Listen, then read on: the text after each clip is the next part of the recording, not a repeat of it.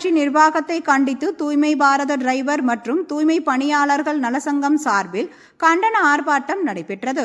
தூத்துக்குடி மாநகராட்சியில் 4 மண்டலங்களில் சுமார் 1200க்கும் மேற்பட்ட தூய்மை பணியாளர்கள் மற்றும் 200 தூய்மை பணி வாகன ஓட்டுநர்கள் ஒப்பந்த அடிப்படையில் பணியாற்றி வருகின்றனர். இவர்கள் ஒப்பந்த அடிப்படையில் பணியாற்றும் தனியார் நிறுவனம் இவர்களுக்கு அரசு நிர்ணயித்த ஊதியத்தை வழங்காமல் மிக குறைவான ஊதியத்தை மட்டுமே வழங்கி வருகிறதாம். இதையடுத்து தூய்மை பாரத வாகன ஓட்டுநர்கள் மற்றும் தூய்மை பணியாளர்கள் நலசங்கம் சார்பில் விவிடி சிக்னல் அருகே இன்று ஆர்ப்பாட்டம் நடைபெற்றது. வலியுறுத்தி வருகிறோம்.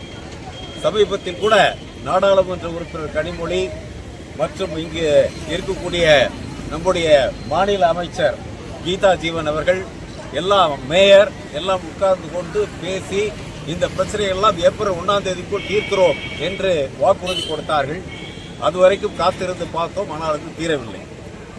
அதன் காரணமாக மீண்டும் போராட்டத்தில் இறங்க வேண்டிய அவசியம் இருக்கிறது. அப்படிப்பட்ட கோரிக்கை என்ன? மிகப்பெரிய கோரிக்கை என்று பார்த்தால் ஒன்றும் கிடையாது.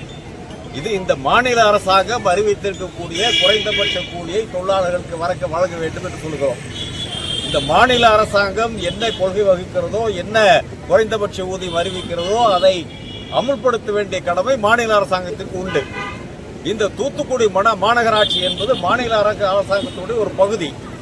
மாநில அரசாங்கத்தினுடைய ஒரு பகுதியாக இருக்கிற மாநகராட்சி நிர்வாகமே இதை அமல்படுத்தவில்லை என்று சொன்னால் இந்த மாநில அரசாங்கத்தினுடைய அறிவிப்புகளை அமல்படுத்துவது யார்?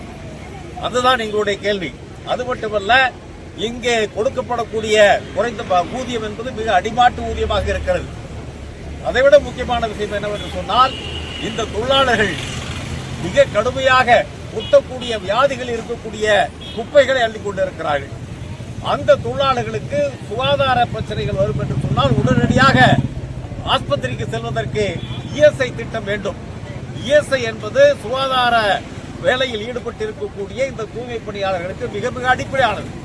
ஆனால் அதை கூட கொடுப்பதற்கு இந்த மாநகராட்சி நிர்வாகம் தயாரில்லை என்பது மிகவும் வெட்கக்கேடானது. அது மட்டுமல்ல, ப்ராவிடன்ட் ஃபண்ட் என்பது அனைத்து தொழிலாளர்களுக்கும் கொடுத்தே ஆக வேண்டும் என்று சட்டம் சொல்கிறது. ஆனால் அதிலும் கூட ஏராளமான தில்லுமுள்ளுகள் தித்துப்படிகள் செய்து கொண்டிருக்கிறார்கள். ஆகவேதான் அதை எடுத்து இந்த போராட்டத்தை நடத்தி கொண்டிருக்கிறோம். ஏஎஸ்எஸ்ஐ பொறுத்தளவிலே அகில இந்திய அளவிலே தூய்மை பணியாளர்கள் திரட்டி மிகப்பெரிய ஒருங்கிணைப்பு கூட்டமைப்பு வைத்திருக்கிறோம்.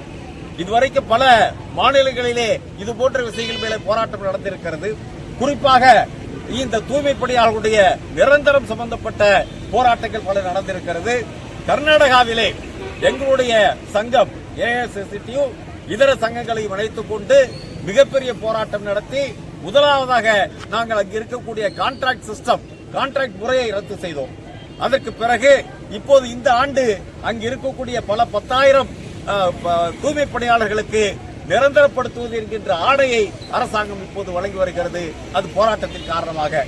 அங்கே கர்நாடகத்தில் இருக்கக்கூடிய காங்கிரஸ் அரசாங்கம் இதை செய்ய முடிகிற போது தமிழ்நாட்டில் இருக்கக்கூடிய திமுக அரசாங்கம் இந்த தூய்மை பணியாளர்கள் எல்லாரையும் நிரந்தரம் செய்வது என்கின்ற ஒரு பணியை கடமையை ஒரு சட்டத்தின் மூலமாக கண்டிப்பாக செய்தே ஆக வேண்டும் என்ற கடமையை ஏன் செய்யக்கூடாது என்பதுதான் எங்களுடைய கேள்வி.